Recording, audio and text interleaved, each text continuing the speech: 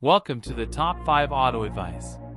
The oxygen sensor, also known as the O2, measures the amount of oxygen in the exhaust gases, the concentration of oxygen in exhaust gases.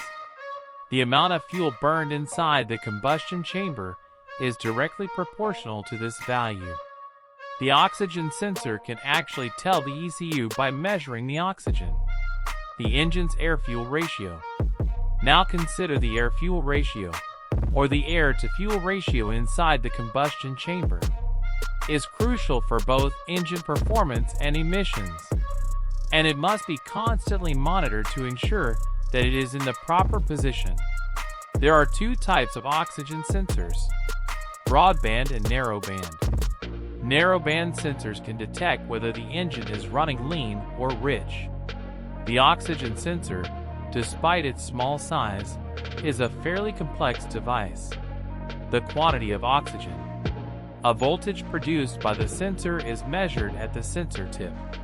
As an example, 0.5 volts is close to the ideal air-fuel ratios.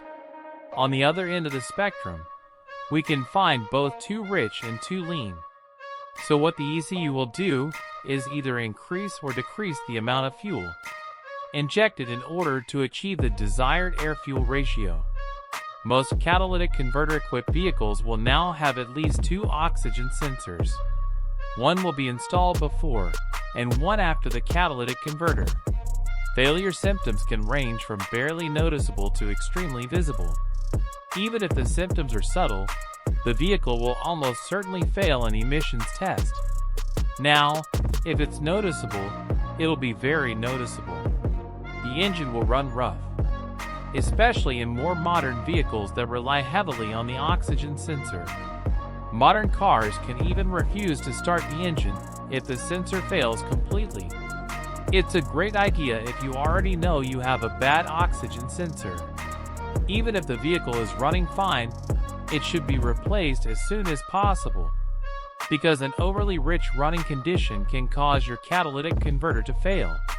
It fails much sooner than it should.